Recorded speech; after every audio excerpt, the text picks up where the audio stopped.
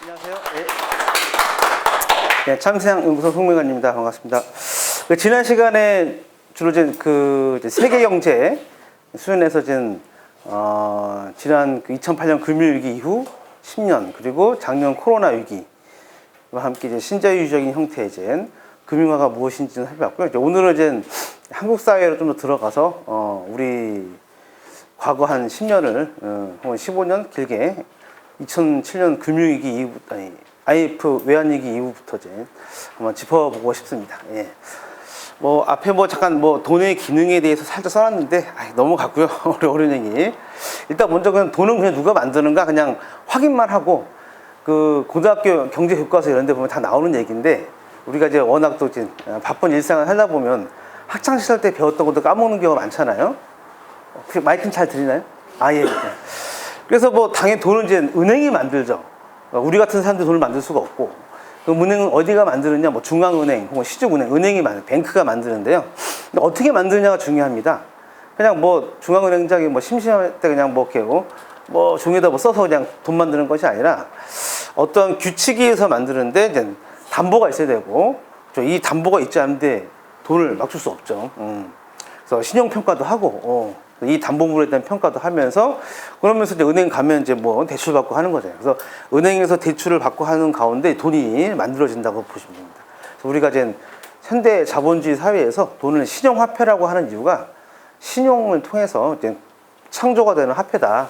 그래서 신용화폐라는 말을 붙이는데 그래서 중앙은행을 중심으로 한 신용화폐 체제가 이제 우리가 이제 현실에서 볼 수 있는 돈이 만들어지는 제도의 어떤 형태라고 보시면 될 것 같아요. 얼마큼 만드느냐? 보통 은행이 가지고 있는 그 지급 준비금이라고 하는데 만일의 사태를 대비해서 요만큼 꼭 갖고 있어라 하는 거, 한 30배 정도를 만든다고 보면 될 것 같아요. 10배에서 많게 30배 정도. 그러니까 이 돈을 이제 대출해주면 사실 그 대출된 돈을 사람들이 주머니에 넣고 다니는 거 아니잖아요. 또 자기가 만든 통장에다 또 계좌이체 하니까 다시 또 그 돈은 또 은행 들어오거든요.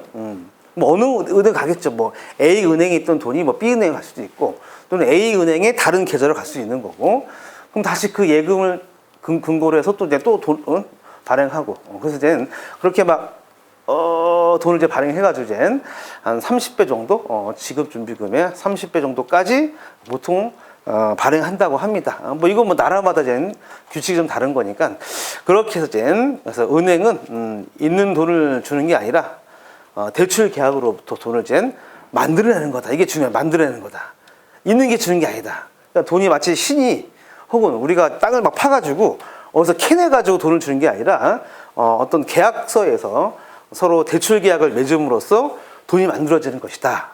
그럼 대출 계약을 많이 맺으면 많이 만들어지겠죠. 그렇죠? 너도 나도 할 것이 이제 부동산에 막 뛰어들어서 비투하고 그러면 돈이 많이 만들어지겠죠? 예, 맞습니다. 이렇게 돈이 만들어진다고 보시면 되겠어요. 그래서 부채는 곧 돈이다. 그러니까 빚을 통해 돈이 만들어지기 때문에 그러므로 현대 자본주의 경제는 이제 부채 경제를 할 수가 있겠습니다. 이렇게 부채란 말이 좀 어감이 별로 안 좋으니까 그냥 신용화폐 이렇게 신용경제 이렇게 좋은 말을 쓰는데 딱 깨놓고 얘기하면 그냥 부채라고 보시면 될 것 같아요. 부채나 신용이다 그거니까요. 그래서 이런 그림들 고등학교 때 우리가 봤던 그림들입니다. 교과서에서. 그래서 이런 돈들을 갖고 생산 활동에 쓰는 거죠. 돈 자체 그 자체 어떤 가치가 있는 거 아니라 그 돈을 갖고 이제 우리가 매개물로 물건도 사고 사람의 임금도 주고 그 임금의 대가로 이제 노동력을 또 고용해서 물건도 만들고 이런 식의 생산 활동을 해가지고 경제가 발전되는 거겠죠. 네. 자, 이제 고등학교 2학년 때 배우는 내용 그냥 간략히 한번 정리해 본 거. 그래서 이제 요 그림, 지난주에도 한번 제가 설명드렸는데, 돈이 만들어지는 이제 기본 골격을 정리한 거라고 보시면 될 것 같아요. 지난번에 말씀드렸듯이 중간에 재무부가 발행한 국채를 중앙은행이 인수하고 그 대가로 화폐를 찍어서 넘기는 거잖아요. 중간에 요 국채랑 요 국채 서로 플러스 마이너스 상쇄시켜주게 되면 결국에는 중앙은행이 만드는 화폐는 뭐에 의해서 만들어지는 거냐? 바로 조세, 세금에 의해서 만들어지는 거다. 그래서 조세 수입에 기반한 화폐 체제다. 이렇게 교과서에 나와 있는 겁니다. 그러니까 돈이라고 하는 거는 이제 세금의 근거에서 만들어지는 거니까 그래서 국가 재정은 잘 관리해야 된다. 이게 교과서에 있는 내용까지의 설명인데 제가 하고 싶은 얘기는 여기다 한 가지만 더 추가. 이 교과서에 우리가 배웠던 이 내용에다가 한 마디만 더 추가하자면, 그럼 도대체 이 세금이라는 거, 이게 뭐냐, 이 정체가. 만약에 세금이 지금 걸어서 뭐 있어요. 그러면 굳이 국채를 왜 발행합니까? 그냥 이거 쓰면 되지. 국채를 발행해서 자금 조달할 때 세금이 이미 있으면 얘를 발행할 이유조차 없는 건데, 그래서 이 세금은 어떤 세금이냐? 지금이 있는 세금이 아니라 이렇게 돈을 찍어서 경제활동을 했을 때 나중에 미래에 만들어진 어떤 경제적인 어떤 그 산물, 뭐 생산물, 이런 뭐 경제적 가치, 그런 걸로부터 얻어지는 미래에 걷어질 세금이다라는 걸 우리가 이해하는 게 중요합니다. 그러니까 일종의 뭐 톡 까놓고 얘기해서 그냥 땡겨 쓰는 거죠. 미래에 만들어질 거니까 미래에 만들어질 걸 지금 화폐 돈 찍어서 일단 그걸로 사람들 뭐 하고 해가지고 시작을 한다는 얘기예요. 그래서 돈의 출발점을 일단 부채부터 시작한다는 게 제가 이제 말씀드리는 이유가 이렇게 빚을 자금을 조달해서 어떤 경제 활동을 시작할 때 국가에서 만들어지는 화폐조차도 미래의 세금에 근거해서 만들어진다. 그러면 만약에 미래의 세금이라는 게 거쳐지지 않단다면, 즉 미래에 창조될 수 있는 어떤 생산물이 별로 없거나, 뭐 돈을 찍었는데, 돈을 뭐 뿌려서 아무튼 뭐 했는데 별 만들어진 게 없어요. 사람들이 일도 안 해. 뭐 다 이제 뭐 병 들어가지고 일도 못 하겠어. 뭐 전쟁 나가지고 뭐 길거리 나다니지도 못해요. 그런 상황이 되면 당연히 그 화폐가 휴지 조각이 되는 이유는 당연히 그 화폐를 보증해 줄 수 있는 시스템이 붕괴된 거니까. 그래서 우리가 화폐에 대한 그 어떤 가치를 보증해 줄 수 있는 그 힘은 바로 뭐냐? 이 화폐 공동체를 구성하고 있는 구성원들의 힘이다. 그 구성원들의 힘이라고 하는 거에는 뭐 영토를 보존하고자 하는 능력 또는 뭐 생산력 뭐 다 포함된 개념이라고 보시면 돼요. 경제학에서는 그런 군사력 이런 건 얘기하지 않으니까 그냥 경제력이라고 얘기하죠. 경제력. 즉 뭐 생산력 딱 줄여서 근데 그 생산력과 경제력에 국한하지 않고 그걸 가능하게 해주는 화폐 공동체의 어떤 결집력, 힘이라고 생각하면 될 것 같아요. 그러면 상당히 많은 개념을 다 포괄했다고 보면 되겠죠. 그래서 우리가 알고 있는 이 돈이라는 거는 단순한 경제적 의미를 넘어선다. 공동체를 유지해주는 되게 근간이 되는 힘이다라고 우리가 좀 이해하는 게 중요하다는 생각입니다. 그래서 돈을 자꾸 금전적인 무엇으로만 이해하기 시작하면 되게 협소해지는데 이거를 우리가 좀 넓게 바라볼 필요가 있다는 거죠. 그래서 교과서에서 배웠던 내용에다가 그 개념을 하나 더 얹으면 이제 좀 돈을 보는 관점이 좀 달리 보일 수 있다라는 생각을 좀 말씀드리고 싶습니다. 자, 그래서 이제 부채와 자산을 우리가 볼 텐데, 그래서 부채를 통해서 돈이 만들어지면 그거 갖고 어떤 서비스도 구매하고 재화도 구매하고 뭐 노동도 구매하죠. 그래서 또 일종의 힘이 생긴다고 보시면 되는데, 그에 반면에 또 의무도 생기는 거죠. 뭐 정해진 기한만큼도 원금과 이자를 돌려줘야 하는 거니까. 그래서 부채하고 자산이라고 하는 개념을 두 개를 우리가 항상 같이 보는데, 그래서 부채의 거울상은 자산이다. 그래서 이자가 채권자의 입장에서 바라온 이 금융의 모습이라면 레버리지, 돈을 땡겨가지고 이런 걸 비투하고 하는 것들 그런 레버리지는 채무자의 입장에서 바라본 금융의 모습이다라고 제가 한번 멋있게 말을 만들어 봤습니다. 멋있습니까? 괜찮죠? 제가 그동안 만든 말 중에 제일 멋있는 말인 것 같아요. 자, 그래서 레버리지 효과는 뭐냐? 지렛대 효과. 지렛대라는 뜻인데, 그러니까 뭔가 돈 빌려서 그 힘을 통해서 뭔가, 내가 처음에 가진 건 얼마 없지만, 사실 그렇죠. 우리가 떡볶이 하나 자판 차려가지고 조금만 가게 하나 하려고 해도 자기 돈 생돈으로 다른 사람이 어디 있습니까? 요즘 세상에. 그거 인테리어하고 뭐 하려면 돈이 얼만데. 다 그렇죠? 자영업자 무슨 대출 받고 해서 시작을 하죠. 그래서 그렇게 타인으로부터 자금을 차입해가지고 경영하는 것이 보통 기업들의 차입 경영의 보통 일반적인 형태인데, 우리 주변에 조그만 사업체를 모두 다 그렇게 돌아간다는 걸 이해할 수 있을 것 같아요. 자, 그래서 이런. 자, 그럼 그러한 기본적인 개념 하에서 우리 현실을 한번 할게요.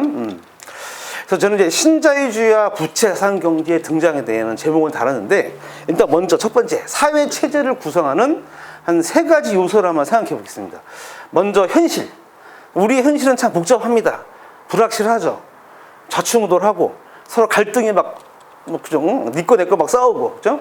현실은 종잡을 수 없는 그런 참 어려운 복잡한 뭐 한마디로 무자를 수 없는. 근데 이런 상태에서 지속이 되면 사회가 구성되기 힘들죠. 그죠? 악의 다툼 이제. 그래서 뭐가 필요하냐? 법과 제도라는 게 필요합니다. 그래서 야, 너 하지 마. 이런 것만 해야 돼. 이런 규범이나 제도 같은 게 만들어지지 않으면 현실은 사실 잘 구루하기 힘들겠죠. 그런데 저 법이나 규범인 것도 네가 법 만들어서 난 안 따를래. 예. 네가 이렇게 해. 나는 인정 못 하겠는데. 그러니까 그쵸. 그 법이나 규범이라는 것도 이제 뭔가 정당성이라는 게 확보가 돼야지 그게 힘을 발휘하지. 제가 뭐 그냥 여러분들 앞에서 이렇게 합시다라고 한다고 해가지고 이제 그죠? 그렇잖아요. 누가 시키는 거 하기 싫잖아요. 그래서 또 중요한 게 뭐냐면 이념, 즉 정당성이라는 게 필요하다. 그래서 이 세 개가 서로 이제 사회 체제를 구성하는 어떤 세 가지 요소라고 생각하시면 될 것 같아요. 뭐 대충 그럴싸해 보이죠? 어쨌든 제가 만드는 얘기인데 그럴싸하지 않습니까? 이제 트라이앵글처럼 딱 해가지고 이제 그렇게 이제 세 가지 요소로 이제 우리가 현실과 제도와 이념의 정당성의 관계를 한번 이해해 본다고 한다면, 그러면 도대체 우리가 신자유주의 그렇게 신자유주의란 이 5글자를 그동안 참 많이 외쳤는데 그게 어떻게 현실에서 제도화되고 이념적으로 정당성이 확보가 됐는지 그 역사적 과정을 한번 우리가 좀 살펴보도록 하겠습니다. 자, 그래서 항상 모든 건 다 위기를 겪으면서 이제 진화하게 되죠. 아무런 위기가 없이 잘 나가고 있는데 그 기존 체제를 우리가 바꿀 이유가 없는 거니까. 그래서 신자유라는 것도 80년대 이후로 되게 전격적으로 이제 전 세계적으로 막 확대가 되기 시작했는데, 그럼 80년대 그 이전에 70년대의 상황을 잠깐 이제 살펴보면 70년대 아마 이제 그런 얘기는 다 들어봤을 것 같아요. 교과서, 경제 교과서에서도 고등학교 보면 스태그플레이션이다 해가지고 스태그플레이션. 그러니까 물가도 상승하고 경기도 침체되는, 그러면서 이제 정부의 적자 재정 문제부터 시작해서 경기 침체 뭐 아무튼 물가도 막 오르고 아무튼 이런 뭔가 70년대 되게 자본주의 위기였다고 보통 학자들이 얘기하거든요. 그래서 70년대에서의 이런 스태그플레이션과 함께 벌어진 세계적인 어떤 수준에서의 자본주의 위기, 그걸 이제 뭐 경제학에서는 뭐 수익성 위기라고 보통 얘기하는데 아무튼 그런 위기, 70년대 그 자본주의 위기를 한 10년 동안만 겪으면서 그 자본주의 내에서 어떤 사람들이 이제 새로운 자본주의 길을 막 얘기하기 시작했던 거예요. 역시나 경제학자들이 이 얘기를 선도한 게 아니라 주로 뭐 경영학자, 경영 이쪽에 좀 정통적인 경제학과 좀 비껴서 있는 그런 부분에서 이제 기존의 지금 시스템에 대해서 공격을 하기 시작했습니다. 그래서 이제 주주 행동주의 같은 게 등장하고, 그래서 이제 이 주주가 기업의 주인이어야 되는데 이게 뭐 그냥 제대로 기업 경영 제대로 안 하고 그냥 막 사장이 알아서 주주들 돈 갖다 그냥 지 맘대로 막 하고 막 이런 거 하지 안 해야 된다 이거지. 주주 행동주의 같은 게 이제 등장을 하고 기업의 자산의 평가 방식에도 변화가 생기고요. 소위 말하는 이제 장부 가격이 아닌 그 시가 회계라고 해요. 현재 거래 가격이라는 걸로 이제 그 개념이 좀 바뀌면서, 그러니까 기업에 대한 평가의 방식 자체가 바뀌기 시작하는 거예요. 그러니까 당연히 기업을 경영하는 입장에서 평가 방식의 변화에 따라서 행동 양태가 이제 바뀌게 되는 거죠.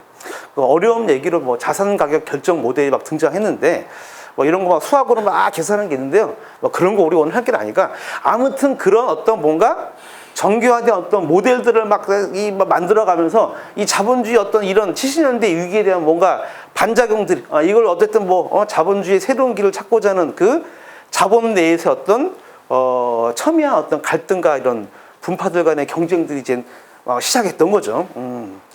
그래서 이제 80년대에 이르러서 신자유적인 어떤 이념적 형태와 그 모델을 이제 만들기 시작을 합니다. 그게 뭐 소위 말하는 영국의 대처리즘이니 미국의 레이거노믹스냐는 걸로 이렇게 이름이 붙여졌던 거고, 그게 이제 지금의 신자유적 경제 개념의 근간이 됐다. 그래서 흔히 말하는 영미식 신자유주의까지 여기서부터 이제 물론 뭐 신자유주의 좀 더 깊게 들어가면 뭐 무슨 독일식 뭐 신자유주의도 있고 영미 신자유도 있다라고 하는데, 우리는 보통 이제 97년 외환위기 이후 우리가 들어왔던 신자유주의는 다 영미식 신자유주의였으니까 그냥 우리 강의에서는 영미식 신자유주의에 좀 초점을 맞춰서 얘기하도록 할게요. 그래서 신자유적인 경제개념의 근간이 이제 이때부터 이제 확립되면서 새로운 이제 경제 이념들이 이제 확립하게 됐던 거죠. 그 와중에 이제 어떻게 현실적으로 이제 경제 모델이 바뀌기 시작했느냐? 이제 부채와 자산의 형태를 통해서 부채 자산 경제가 등장했다라고 이제 얘기를 한번 해보겠습니다.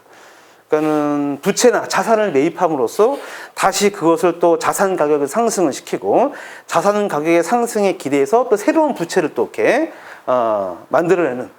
그래서 부채 자산이 계속 돌고 돌면서 상호작용을 일으키면서 계속 자산 가격이 상승한 걸 통해서 뭔가 경제의 부가 창출되는 이런 부채 자산의 증식 과정이라는 게 이제 시작이 됐는데, 그래서 실제 그거를 기반으로 해서 이제 많은 그 소비 패턴의 변화도 생기고 자산의 형태도 바뀌었습니다.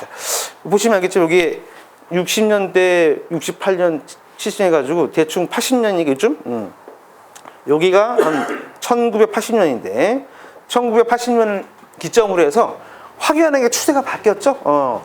즉 가처분 소득 대비 소비와 그 자산인데, 그러니까 이 사람이 버는 소득 대비해서 자산 규모의 이 비중이 얼만큼인가 또는 소비를 얼만큼 하는가. 근데 이제 보다시피 이때부터 이제 패턴이 바뀌면서 가처분 소득 대비 자산 규모가 증가하고 또 그 증가되는 자산에 따라 소비 규모도 증가하는 이렇게 부채 자산 효과에 의해서 뭔가 경제가 시스템적으로 굴러가는 이런 체제가 이제 80년대부터 이제 뚜렷하게 이제 시작을 하기 시작했다는 거죠. 예. 그래서 자산 가격을 유지하고 확대하는 것이 되게 가장 중요한 기업의 목표 또는 이제 뭔가 자산을 운영하는 어떤 사람들의 어떤 최고의 어떤 목적이랄까요? 이렇게 됐다는 거죠. 그래서 여기도 이제 1980년을 딱 경계를 해가지고 또 추세가 또 확연히 또 바뀝니다. 쫙 바뀌죠. 그래서 가처분 소득 대비 가계부채 비율 또는 주택담보대출이랄지 이런 거. 즉, 이제 아까도 말씀드렸지만 그런 부채를 내서 뭔가 부채산 경제에 뛰어드는 주체가 단순한 기업뿐만 아니라 즉, 가계, 즉, 개인들, 일반적인 대중들이 이런 어떤 신자유적인 형태의 부채산 경제에 적극적인 주체가 됐다는 거죠. 이젠 더 이상 이제 뭐 기업과 뭐 개인을 나누지 않습니다. 신자유주의에서 그냥 투자자라는 말로 다 호명하는 거죠. 뭐 개인도 투자자고 기업도 투자자고 그냥 투자하면 다 투자자다. 이렇게 해서 투자자라고 하는 커다란 개념 속에서 뭐 개인과 기업을 분류할 수 있지만 전통적으로 우리가 교과서에서 뭐 개인이 어떻고 가계 뭐 기업이 어떻고 정부 게 삼주체 정부 있고 기업 있고 뭐 개인 이렇게 이제 나눴던 개념에서 완전히 그냥 투자자라는 개념으로 이제 모든 걸 다 호명하기 시작했고, 이제 개인들도 그런 투자자의 관점에서 이제 이런 부채자산 경제에 인입하게 됐다, 들어오게 됐다는 것을 이런 간단한 이제 추세의 변화를 통해서 우리가 간단히 하고 있겠습니다. 이때 이제 주택담보대출을 이제 표로 보여준 이유는요, 사람들이 그나마 이제 어쨌든 집을 담보로 뭔가 금융적인 방식에 이제 뛰어드는 형태가 가장 흔히 많이 하는 방법이기 때문에 뭐 주식시장은 그 전부터 있긴 있었으나 80년대 이후부터는 이제 집이라고 하는 주택이라는 게 상당한 금융의 어떤 도구, 수단이 되었다. 그리고 거기에 대중들이 일반 개인들이 뚜렷한 주체로 이제 등장하기 시작했다는 겁니다. 이건 미국 자료인데 우리나라는 97년 외환위기 이후부터 이런 추세가 이제 뚜렷히 드러납니다. 그래서 이것도 마찬가지로 민간 부분의 GDP 대비 부채 비율이 어떻게 달라졌는지, 그래서 이제 가계도 마찬가지로 1980년부터 해가지고 점점 좀 추세가 계속 이제 우상향하는 형태로 계속 증가하고 있죠. 뭐 기업도 비은행 부분 기업도 마찬가지고 가계도 마찬가지고. 그래서 이제 기업이나 가계가 다 자본시장을 중심으로 투자자의 관점으로 이제 뭔가 다 시스템적으로 된 굴러가게 되는 그런 제도에 들어오게 된 거죠. 뭐 제가 이제 써온 대로 이제 부동산, 주식, 뭐 연금, 보험 저축해서 우리가 뭐 꼭 부동산이나 주식만 하는 건 아니잖아요. 저는 금융적인 건 전혀 활동하지 않는다 하더라도 우리가 내는 대부분의 보험 여러분 많이 내지 않습니까? 암보험들 한두 개씩 있잖아요. 또는 뭐 종신보험 같은 거 있으신 분들 많을 거 아닙니까? 또는 연금, 뭐 국민연금뿐만 아니라 또 퇴직연금 해가지고 뭐 연금 많지 않습니까? 또는 뭐 저축 같은 것도 하잖아요. 적금들 몇 개 들기도 하고 1년짜리, 3년짜리 뭐 저축이든 보험이든 연금이든 이런 거 다 자본시장 들어가는 거죠. 나는 마치 금융시장이랑 전혀 나는 뭐 담 쌓고 산 사람이 하더라도 이미 현대 사회에서 대부분의 사람들은 자기가 벌어들이는 소득의 상당 부분을 이렇게 자본시장에 이미 다달이 내고 있는 겁니다. 다 내고 있고 이걸 운영하는 사람들이 알아서 지금 막 돈을 굴려주고 있는 거죠. 그러니까 직접 거기에 뛰어들어서 뭐 주식 거래를 하고 뭐 부동산 매매를 하는 거뿐만 아니라 기본적인 적금에서부터 뭐 보험 또는 연금까지 해가지고 다 자본시장의 논리에서 지금 시스템적 굴러가는 상황이니까 그렇게 가계가 들어온다는 얘기죠. 기업도 마찬가지고 네.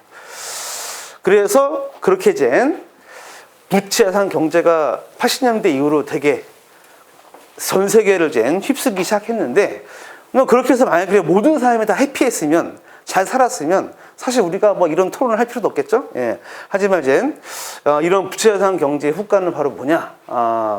실제 우리가 금융위기를 이제 겪었기도 했고, 또는 소득 불평등의 심화라는 게 사실 되게 전 세계적으로 이제 큰 이제 화두로 이제 제기되면서 되게 유명해진 그림이죠. 각 국별로 소득 상위 1% 정도 되는 사람들이 얼만큼의 이제 소득들을 이제 가지고 있는지를 이제 보여주는 이제 장기 추이입니다.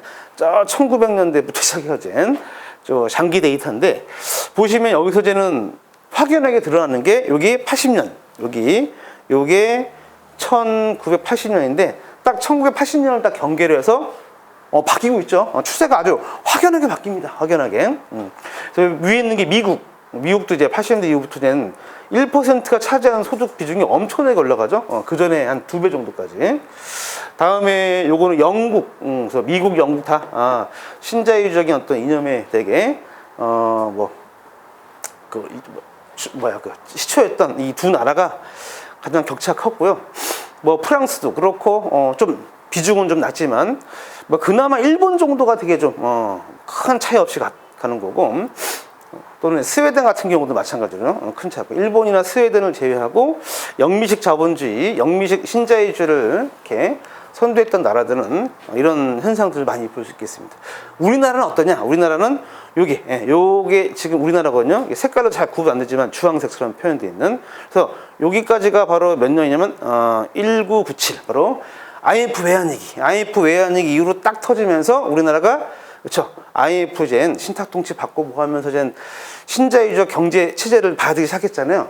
요때부터 정확하게 추세가 확 바뀜을 알 수 있습니다. 그래서 우리나라도 뭐 소득 불평등 뭐 심하다 얘기하는데, 물론 미국만큼 아니겠지만 그래도 그 시점이 1997년 외환위기를 시점으로 해서 확연하게 다른 추세를 우리가 확인해 볼 수 있겠습니다. 너무나 유명한 그림이어가지고요. 이게 인터넷 치면 다 나오는 그림이에요. 요것도 마찬가지로 미국 이거 10%, 이거 1%고 10%도 마찬가지입니다. 상위 10%도 이게 쭉 가다가 80년을 딱 경계로 해서 이들의 차지하는 소득 비중이 되게 커지는. 그래서 1900년 초기, 그러니까 그 2차 대전 전에 그때도 미국이 되게 불평등이 심했던 역사적으로 사회라고 얘기하는데, 그 수준만큼 다시 간 거죠. 그러니까 미국에서도 이대로 가면 위기가 온다. 왜냐하면 이때 세계대전이 일어났잖아요. 그런 사회적 이익 해소가 안 되고 갈등이 심화되면서 그 사회 갈등이 전쟁으로 심화되는 그런 역사적 경험이 있었기 때문에, 어쨌든 소득 불평등에 대한 어떤 뭔가 위기 대응을 하는 게 단순한 그냥 소득이 좀 낮은 사람들 좀 더 도와주자는 수준이 아니라, 이걸 그대로 방치했다가는 사회가 큰일 나니까, 그러니까 이제 주류 진영에서도 안 되겠다. 이제 뭔가 대응을 하기 시작을 합니다.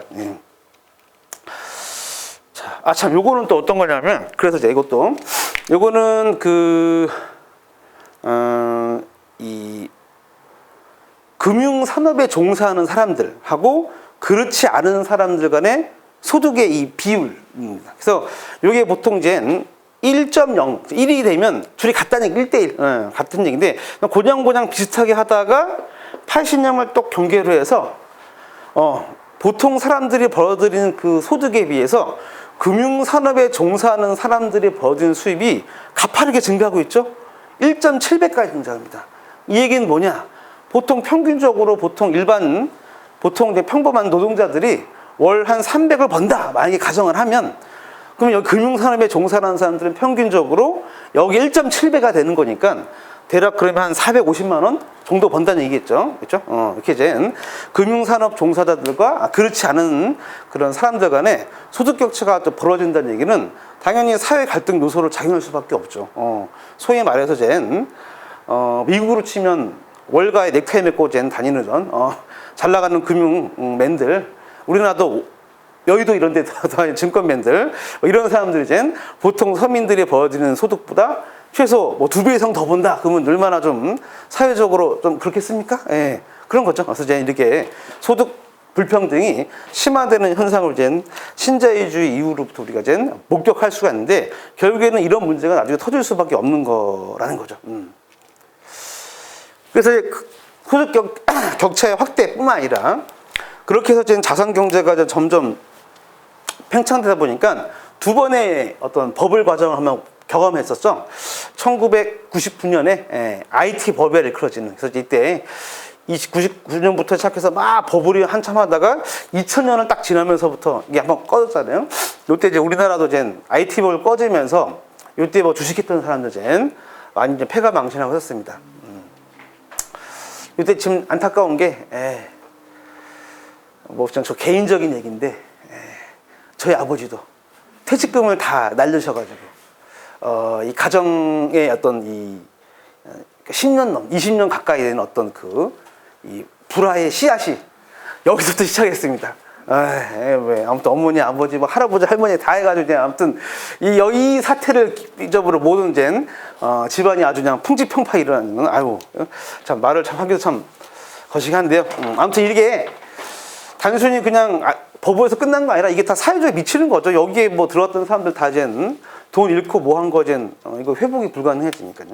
그리고 또 하나의 또 거품이 있어서 지난주에 우리 봤듯이 2008년 금융위기 이때 젠 사실 IT 버블에 비교할 수도 없을 만큼의 거대한 버블이 있었죠. 주택 버블. 더 규모가 큰 형태의 버블. 원자재 버블이 잠깐 있었는데 얘는 그냥 잠깐 하고 말았던 거고, 사실 이 주택 버블 요게 이제 가장 컸습니다. 그래서 우리나라는 그나마 그래도 그때 노무현 정부였던 것 같은데 약간 주택 요거 대출 뭐 억제나 이런 것도 하고 그래서 2008년 금융위기 터졌을 때 다른 나라들, 다른 선진국들에 비해서는 좀 충격을 그나마 좀 덜 받았다는 생각이 좀 들긴 하는데요. 뭐 미리 내다보고 그렇게 조치를 취했는지 모르겠으나 아무튼 이제 거시경제 안정화 조치를 좀 미리 선제적으로 하는 바람에 나중에 좀 위기를 좀 덜 받았죠. 그런데 다른 나라들, 특히 뭐 영국, 미국 해서 지금 서구 이 나라들은 유럽까지 해가지고 이제 어마어마한 주택 버블에 커다란 고통을 당하면서 2010년대 엄청난 이제 금융위기가 우리가 겪었던 겁니다. 지난주에 설명했던 듯이. 그래서 이제 한마디 요약하자면 부채산 경제의 호황 국면이 쫙 가다가 이제 2008년 금융위기를 이후로부터 이제 부채 조정 국면에 들어갔기 시작했고, 그 전까지는 계속 빚을 내서 뭔가 투자하고 하는 데서 뭔가 계속 자산 가격을 키워가는 게 되게 뭔가 사회의 덕목이었다고 한다면, 지금은 그게 아닌 관리를 하고 부채 관리를 하고 그러면서 이제 허리띠 막 졸라매고 이제 했던 거죠. 그러면서 이제 세 가지의 경로가 있었는데, 다시 새롭게 호황 국면으로 갈 수 있을 거냐, 아니면 위기 관리 실패해서 이제 꼬꾸라질 거냐, 아니면 그냥 부채를 좀 안정화시키면서 그냥 뭐 미약하겠지만 그냥 장기적으로 계속 우하향하는 침체되는 상황을 계속 겪는 그런 상태로 갈 거냐. 결국엔 가운데였죠. 지금 이제 2021년이니까 지난 10년을 비켜보게 되면 중간 정도 이 레벨 순으로 그냥 죽지도 않으면서 그냥 그렇다고 확 사는 것도 아닌 그런 경제가 10년 동안 왔다 갔다 하면서 오는 그런 상황이 됐다라는 생각입니다. 그나마 이렇게라도 한 이유는 그 당시 G20 체제를 이제 가동하면서, 그렇죠? 그 전까지는 뭐 G7이 G8이 했는데 그 나라가 다 망가진 상태이기 때문에 이를 확대해가지고 우리나라뿐만 아니라 뭐 다 이제 주요국 20개국 모여가지고 전 세계적인 글로벌 공조를 했고, 이때 2009년 경기부양, 대외적인 경기부양과 함께 선진국들이 대부분 양적 완화를 시작해서 지난주에 제가 설명했던 바로 그 내용들을 보시면 될 것 같아요. 그나마 그걸 해가지고 이제 꼬꾸라지지 않고 이렇게 갔던 거예요. 그냥. 이런 상황이 지금 제가 이제 80년대부터 지금까지 이렇게 그림을 짤막하게 요약한 거라고 보시면 될 것 같습니다. 그래서 이제 우리나라 돌아와서 이게 큰 틀에서 이제 세계 모습을 이제 우리가 살펴봤다고 한다면, 신자유주의 경제를 살펴봤다 한다면, 우리나라는 이제 97년 외환위기 이후에 이제 어떻게 이제 금융의 과정이 이식되기 시작했는가. 97년 이제 IMF 외환위기 이후부터 자본시장의 적극 개방이 되기 시작했습니다. 그래서 이때 아마 자본시장이 아마 열리기 시작했고, 주식시장에 외국인들 대거 들어왔었고, 그래서 우리나라 다양한 그 당시 매물들 다 외국계 많이 팔려갔잖아요. 은행들도 팔려가고 기업들 막 팔려가고. 아무튼 이때 이제 금융시장에 어떤 커다란 큰 변화가 있으면서 저도 기억나는 게 2000년대 초반이었던 것 같은데, 2000년 초반이면 제가 한 20대였던 것 같아요. 20대 한 중반쯤 됐던 것 같은데, 그때 무슨 동창 모임이나 결혼식 같은 거 애들 모임 가면은 맨날 하는 얘기가 펀드 이제 얼마 넣냐 그러니까 그 당시 펀드 하나씩은 다 넣는, 지금 여러분 안보험식 하나 꼭 들어야 된다 얘기하는 것처럼 펀드 계좌만큼 하나씩 다 있어야 되라. 할아버지 할머니 할 거 없이 아무튼. 그래서 2003년에 한 361만 개의 이 펀드 계좌 수가 2003년 만에 1천만 개를 돌파했고, 2007년 10월 금융위기 바로 전 그 전년에는 2천만. 그래서 2008년에는 펀드 계좌 수가 2,500만까지. 그러니까 거의 애들 빼고 아주 나이 드신 할머니 할머니들 빼고 웬만한 그냥 성인들은 다 하나씩만 다 갖고 있다가 보시면 되겠습니다. 물론 여긴 여러 개 갖고 있는 사람도 있겠죠. 이것도 참 부끄러운 얘기인데, 저도 이때 이제 아는 사람 지인의 소개로 펀드에다가 500만 원 넣어놨다가 없어요. 여기 어디서 얘기하기도 뭐하고. 아무튼 그런 시절이었습니다. 그냥 우리 다 그냥 너나 할 거 없이 다 펀드에다 손 넣고 이게 마치 뭔가, 왜 그렇게 했냐면 아마 기억나실 거예요. 그때 아마 그 영화 배우 있잖아요. 부자 되세요.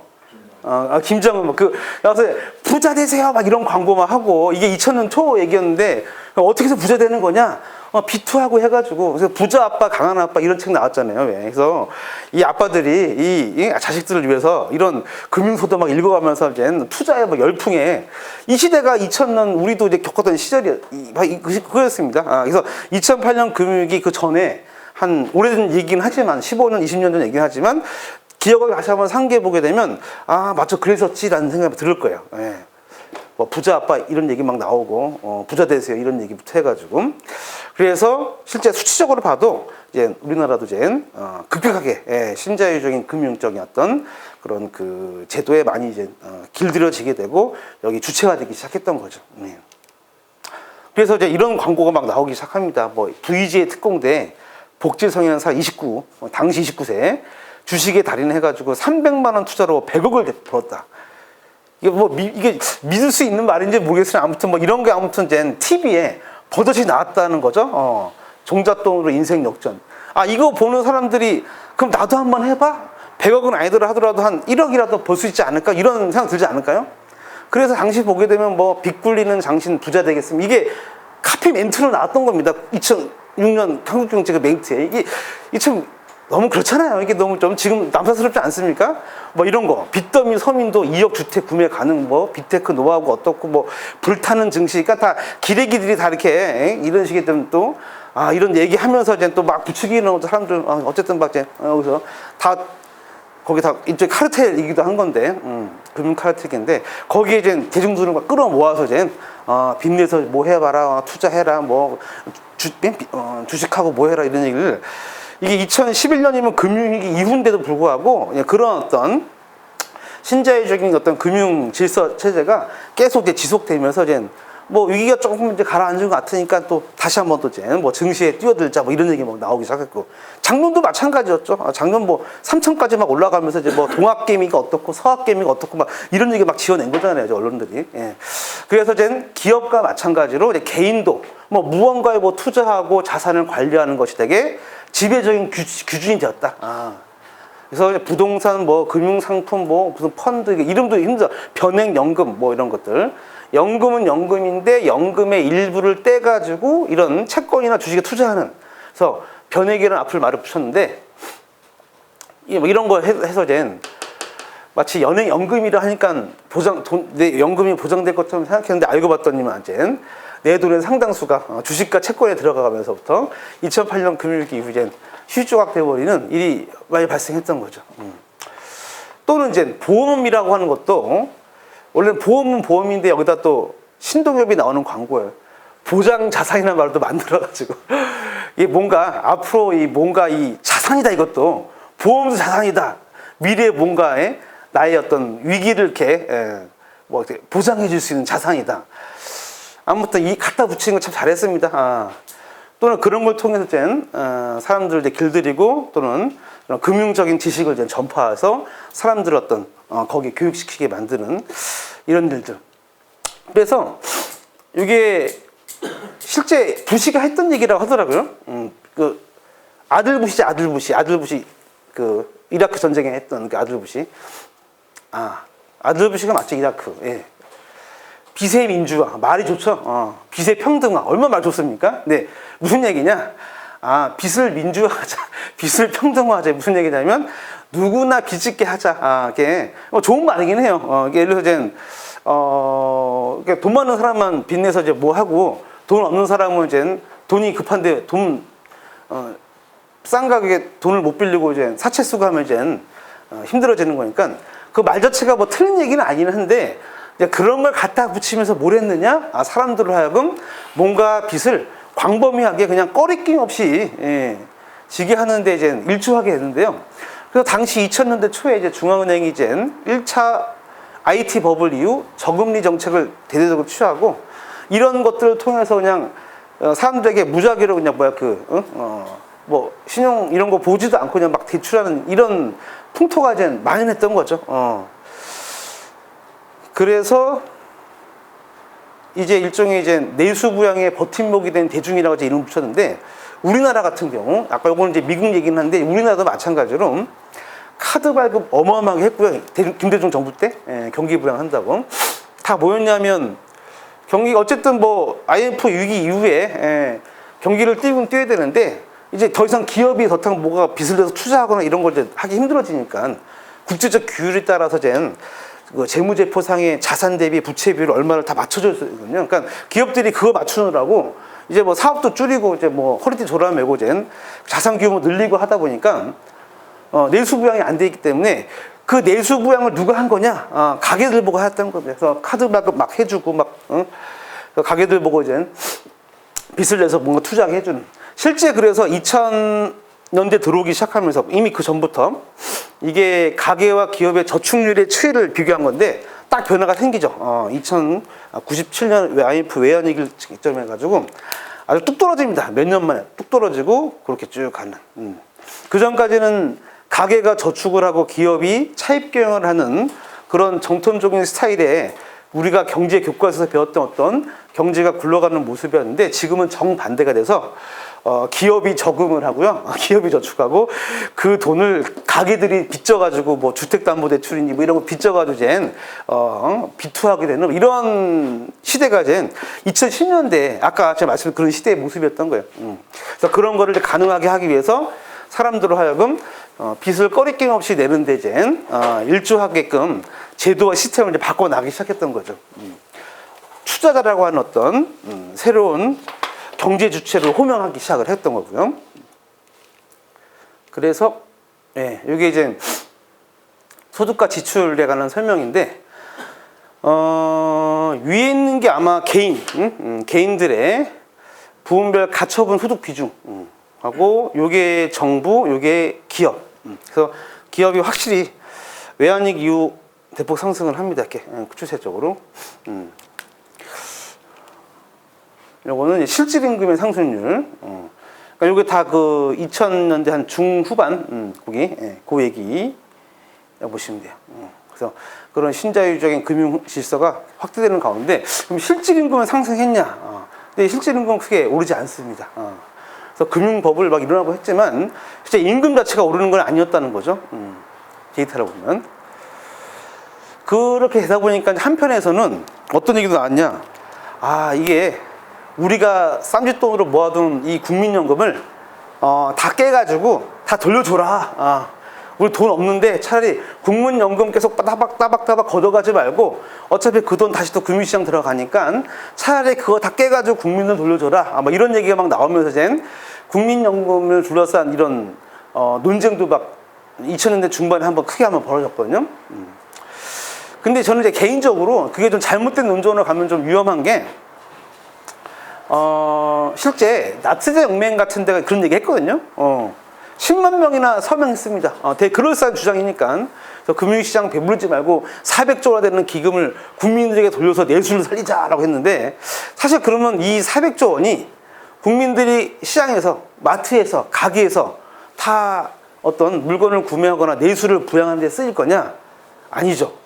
또 이 400조의 상당수가 어디로 가겠습니까? 사연금. 뭐 사적인 형태의 어떤 연금이나 또 보험에 들어가겠죠. 왜냐하면 우리나라가 복지체제가 안 돼 있으니까 사람들이 어쨌든 미래를 대비한다고 보험도 들고 뭐 연금 들고 하잖아요. 그러니까 국민연금이 없다고 해서 국민연금이 내수시장으로 들어가냐? 그게 아니라 다시 또 이런 사적 금융기관을 통한 연금 상품이나 이런 보험 상품으로 또 쏠려 들어갈 거다. 그러니까 제가 보기에는 겉으로는 그럴싸해 보이는 주장이지만 아주 금융화에 아주 일조하는 주장인 거죠. 제 개인적으로는 좀 잘못된 혹시 국민들을 좀 호도할 수 있는 주장이라는 생각이 듭니다. 안타까운 건 10만 명이라도 설명할 정도로 왠지 그럴싸해 보이니까 이런 게 어쨌든 2000년대 중반에 벌어졌던 이런 사회적 갈등이라고 우리가 한번 볼 수 있을 것 같아요. 대표적으로. 그리고 국민연금 얘기한 이유는 이미 선진국들은요, 여기 유럽 같은 데는 이미 금융위기 이후 연금 재정에 관한 문제, 미국도 마찬가지고 그런 어떤 국가가 보장해주는 어떤 이런 보장제도 같은 걸 둘러싸 갈등이 되게 첨예하게 이전부터 시작했는데, 우리나라도 이제 연금 문제 이런 것도 이제 앞으로 계속 이제 제기될 문제라 한번 이제 이런 사건도 있었기 때문에 제가 한번 말씀드린 거고, 그래서 이제 2013년이었나? 국민연금 바로세우기 운동본부라는 걸 만들어서 사람들이 이제 그럼 이제 국민연금을 국가가 지급하는 걸 좀 명문화하자. 그러면 국민들이 안심하고 이제 언론에서는 무슨 40년, 50년 되면 연금이 뭐 고갈됐건 이런 위기감을 막 조성하는데, 그래서 국회 보건복지위원회가 이제 국가보장을 명시로 하는 국민연금 개정안을 통과했는데, 이제 당시 박근혜 정부에서 그러면 국가 채무 비율이 높아지니까 국가 신용도의 등급이 떨어진다는 이유로 거부했어요. 예, 개정안 통과했으면 왜 거부권을 해가지고 어이없는 일이죠. 제가 보기에는 이건 다시 정정이 돼야 될 사안이 되는데, 아무튼 앞으로도 이런 연금 불로선 갈등 문제는 선진국의 예를 봤을 때처럼 우리도 이제 조만간 겪을 일이다라고 제가 한번 말씀드리고 싶습니다. 자, 그래서 넘어가고, 그래서 이제 2008년에 금융위기가 터지면서부터 이제 그 전에 있었던 그런 시스템들이 일종의 확인이 된 거잖아요. 이게 뭔가 좀 문제가 있구나. 금융버블 터지고 소득은 불평등화되고 내 월급은 안 오르고 아무튼 그러다 보니까 자본주의 4.0이니 이런 얘기도 이제 얘기 나왔던 겁니다. 기억을 한번 더듬어 보세요. 10년 전. 지금으로부터 10년 전 2012년, 11년 때 한번 돌아가서 생각해 보면 당시 이거 조선일보 기사거든요. 자본주의 4.0이다 하면서 조선일보 같은 데서 책도 막 이거 내고, 누가 썼는지 모르겠는데 아무튼 이런 거. 그래서 이제 뭔가 대한경제론이 좀 화두를 부상했습니다. 또 그때가 또 정치의 계절이었잖아요.